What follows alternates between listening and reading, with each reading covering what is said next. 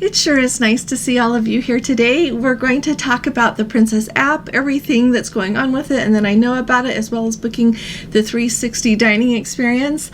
Also, sounds like more places want to get a little bit more income from cruise ships coming to their ports. Things to talk about that, as well as what should we be thinking about with booking guaranteed cabins. Gordon and I have done that before, so let's have that discussion as well. So let's go ahead and get started.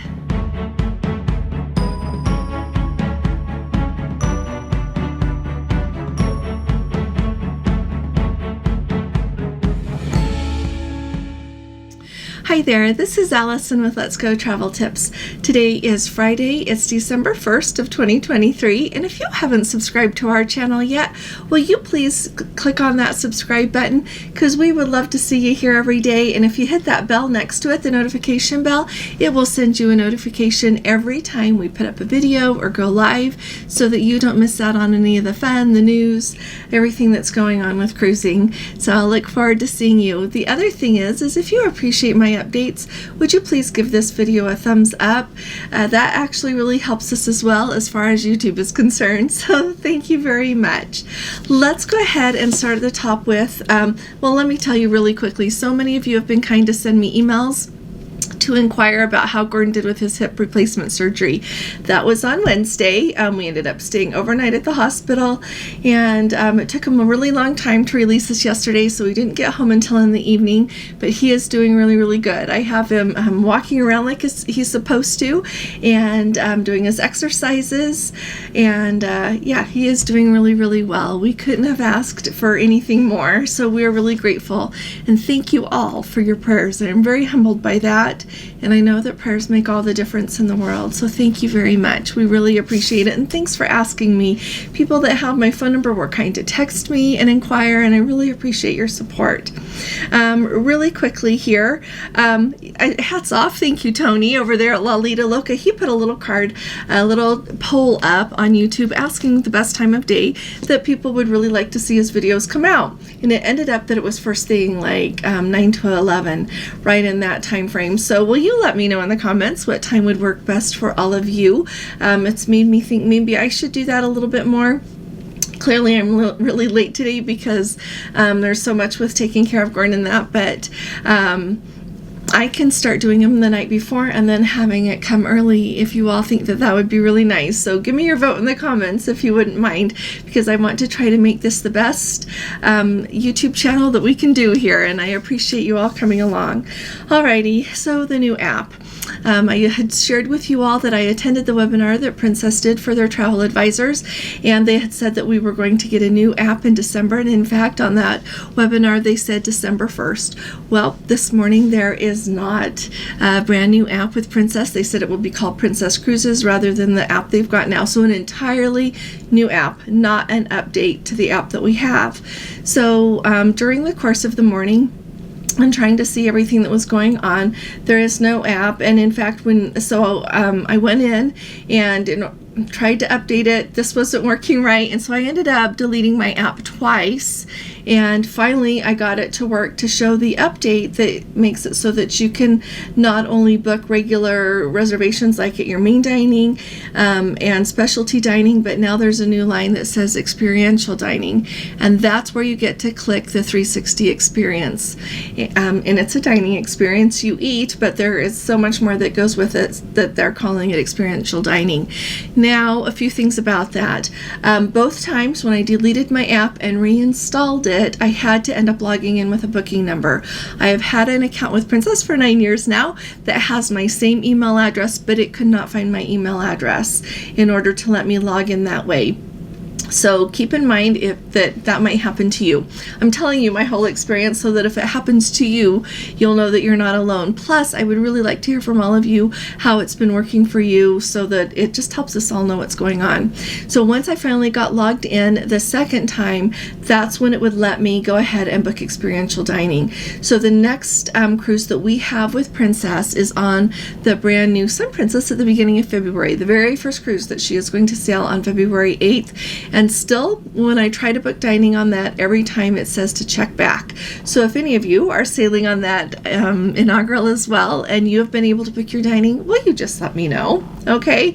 I did call Princess, both for us as well as for someone that's coming with us on the Eclipse cruise, and I asked about the dining, if I could just make some reservations for the inaugural cruise, as well as take care of reservations, because the app wasn't working right the first time I installed it and reinstalled it, and theirs is not working right either. And so I asked if they would make the reservation. She said, nope, we don't make dinner reservations anymore. Calling Princess, they all have to be done in the app. And so be aware of that. That's a big change. So the next thing that I want to make sure that you know with that is, then I checked, so some Princess still can't make dining reservations, but with the Eclipse cruise, which is the next cruise after that one that we've got with Princess, that it did come up that we can do that. And so I was able to make dining reservations for Gordon and I, plus someone else that's coming with us on that cruise, and for the 360 experience.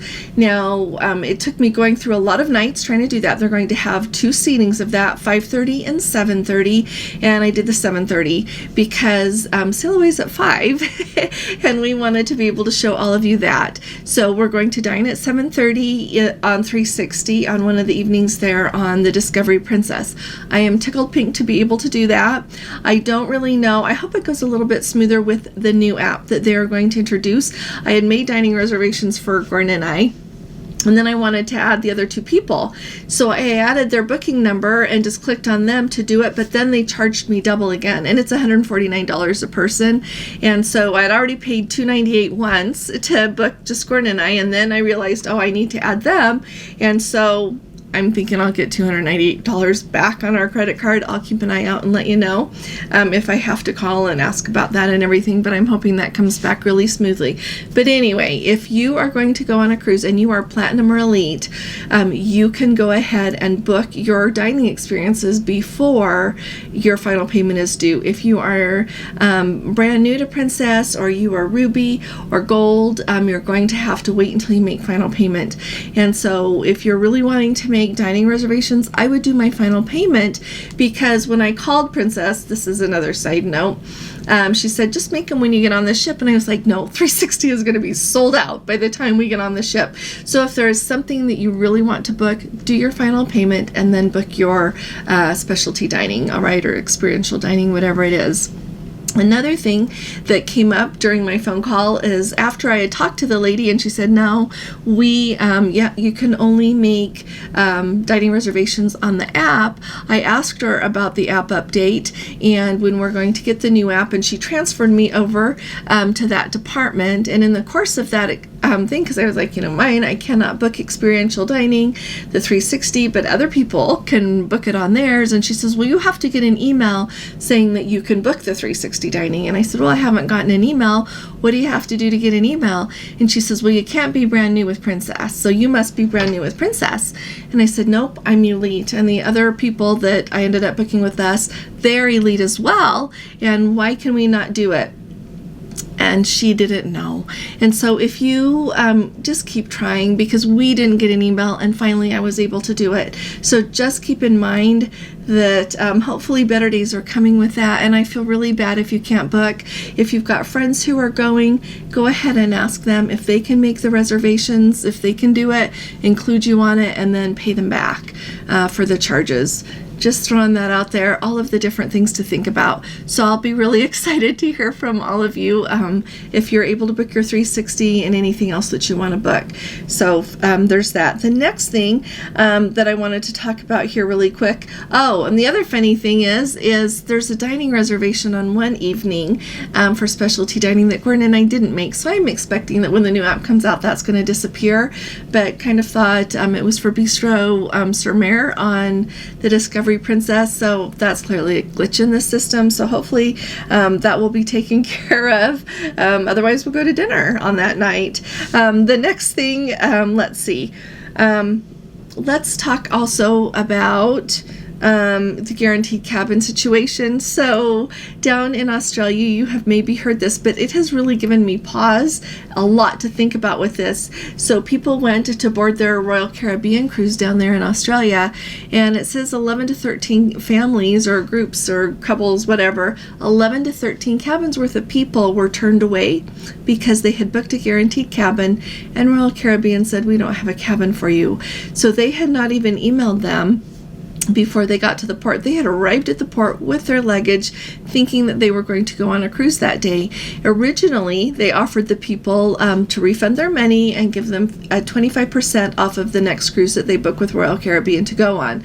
But after one of the couples contacted Royal Caribbean, as well as posting on social media about it, Royal Caribbean said, we'll give your money back, we'll give you a free cruise, and we'll give it to you with the deluxe drink package. So I think that's only appropriate. You had all these people get to the port thinking they were going on a cruise, and because your computer system is not, they're not doing everything they ought to do with it, they ended up not having enough space. So anyway, it made me really stop and think about booking a guaranteed cabin. Booking a guaranteed cabin across any cruise line really does save you some money, because it's a luxury to choose your cabin, and they charge extra for that. Now, we have, Gordon and I, the only time we have done a guaranteed cabin was we did a guaranteed junior suite on Royal Caribbean when we went last November. But, and it turned out just fine. And we got a great cabin, no problem. But along with that, I've been thinking of doing it more since we're trying to cruise more, and it is expensive because neither one of us gets seasick, and I don't really mind which cabin that we have. I prefer a balcony, so I would book a guaranteed balcony. But now hearing about this, I don't know that I will. So let me know if it changes your opinion or your likelihood of booking a guaranteed cabin. Now, I know that sometimes people do receive move-over offers, and not only for guaranteed cabins, from Princess, from Royal Caribbean, from lots of cruise lines. When they oversell a ship, then they'll send out a move-over offer and say, you know, if you will go ahead and not go on this cruise, we'll give your money back. And often it's that you will get to book another cruise for free. That's generally what they offer, at least with Princess, for the ones that I have seen and the ones that we have been offered. And so that is what would be appropriate, so people can make the decision. Now, it would be fun to know. Let me know how many of you have received a move-over offer lately, as well as, like I said, if you're thinking maybe you won't book a guaranteed cabin, because sometimes you're just going on a cruise, just to get away, and sometimes it's really important to go. You're going to celebrate something, or you need to get away for, you need extra relaxation, and so you book it on purpose. Do you see what I'm saying? There's a little bit of flexibility sometimes, but sometimes you don't have flexibility. So put in the comments what you think about that. Now, here's another thing that I think is really worth talking about. 2 different places that cruise ships go to a lot have decided lately that they want to charge extra for cruise passengers to come. In a way, I'm a little bit surprised. Well, I'm not surprised. Everybody wants more money, right? All of these places, they're always thinking of how to get more money, but at the same time, I think that sometimes they ought to step back and take a look at the revenue that their areas receive from cruise ships coming. There are port fees and taxes that are already part of the deal with calling at the different ports. It's interesting to me how much they vary. Some of destinations are quite low compared to being higher in other places. But 2 places that are really looking at charging extra is, starting next year, the state of Mexico, that includes the ports of Costa Maya and Cozumel, want to charge $5 a head for every cruise passenger that comes and docks in their ports. So to me, that's a lot. A lot of cruise passengers go to Costa Maya and Cozumel. In Cozumel, there are just so many different things that you can do in all of these places, from, your scuba diving, your snorkeling, going to a beach club, going to see, like in Tulum. From Cozumel, we went to Tulum one time to see the ruins. All of these different kinds of activities you can do. So it brings an awful lot of money to that region. When you go to Costa Maya, they also have some excursions to take you to some ruins. They've got beach clubs you can book. And then that whole port area there really was just built for cruise ships. It's got like a pool and bars and eating places and shopping places. Costa Maya is one of those places that in the long run, they take so many cruise passengers there, and it's one of those places that I'm okay if I don't go there again. I mean, it's okay. The first time we went was in January of 2022, and that was when everything was really slow with COVID, and so it wasn't even crowded. That large port area there was, for the most part, not even open. The pools weren't open, the bars weren't open, there was a couple of shops open, and that day we went to a beach club, and it was fine. It wasn't remarkable, but anyway, that's what we did the day we went. And then the next time we went, we just hopped off, walked around. There wasn't really anything that we were particularly looking for. And so anyway, think about that. So it'll be interesting to see if that goes through.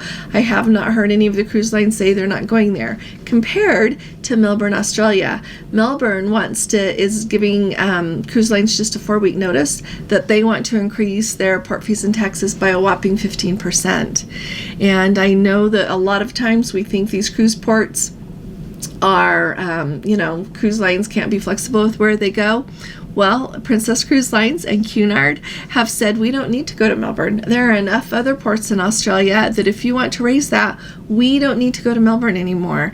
And so I don't know if Melbourne is going to back down on that. I looked for it in the news. I couldn't find it, but it will be really interesting to see, because I honestly think that a lot of other ports are watching what happens with this, not just in Australia, but around the world. And I know if I managed a port, I would be paying an awful lot of attention, or if I managed, the government principality that included the port, I would be paying attention to see what happens, because if a lot of cruise lines come out and say, or even I know Princess and Cunard both call often in Melbourne, they might decide that we don't need to go ahead and raise things by quite so much, especially on short notice. Let me know what you think about that. Is it appropriate that they would raise things 15%? Is it appropriate that Mexico would ask for an additional $5 per person that comes to one of these cruise ports there, Cozumel or Costa Maya? So much to think about, isn't it, when you think about all of these things to do with cruising? And it seems to encompass so much more than we would really expect. So thank you all very much for joining me today. Another quick reminder, hit that subscribe button if you haven't, and I will be talking to you all again really soon. You all take really good care. God bless you. Love you. Bye-bye.